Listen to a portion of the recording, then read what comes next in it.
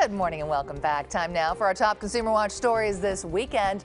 Wells Fargo apologizing again, saying it's extremely sorry for charging as many as 570,000 customers for car insurance they didn't need. An internal review by the bank found about 20,000 customers may have defaulted on car loans and lost their vehicles because of those unnecessary costs. Wells Fargo has promised to pay those customers $64 million in refunds starting next month. And customer service is going to the bots, at least on Facebook. The social media company just introduced new features aimed at getting you to interact with bots on the platform.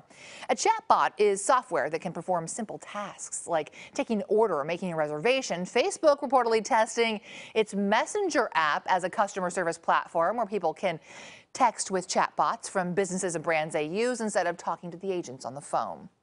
And you may want to double check you haven't left anything behind next time you get out of an Uber.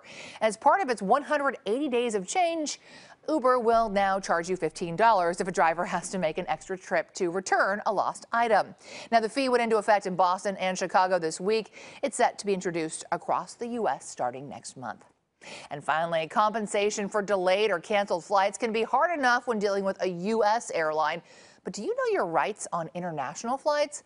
ConsumerWatch helped one Bay Area couple after a long journey to collect from an international carrier. It was an imperfect ending to the perfect European vacation. One of the Air Berlin representatives said, "Follow me, we're going to run to the gate." And when Dawn's wife did reach her gate at the Dusseldorf airport, the gate personnel told her, you can't get on the plane. Mrs. Lucas missed her connecting flight due to an airline snafu, forced to spend the night. The silver lining?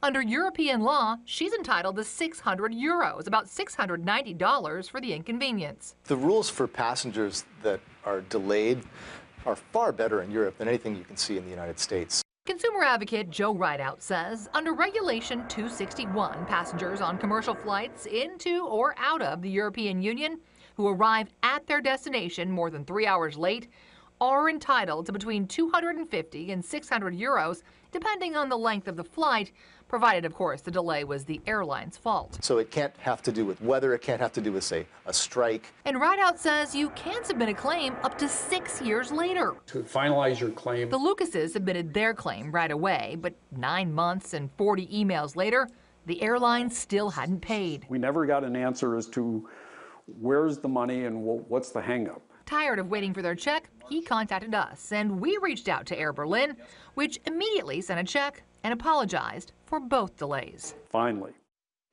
Now, if the airline drags its feet reimbursing you, many travel experts advise turning to social media first. But you can, of course, also file a complaint with the European Civil Aviation Authority, which deals with compensation complaints for EU flights. And there are also several online companies that say they'll help you get your compensation, of course, for a price. And just a reminder, if you have a consumer problem, ConsumerWatch will help you for free. You can email us, consumerwatch@cbssf.com, or call the hotline.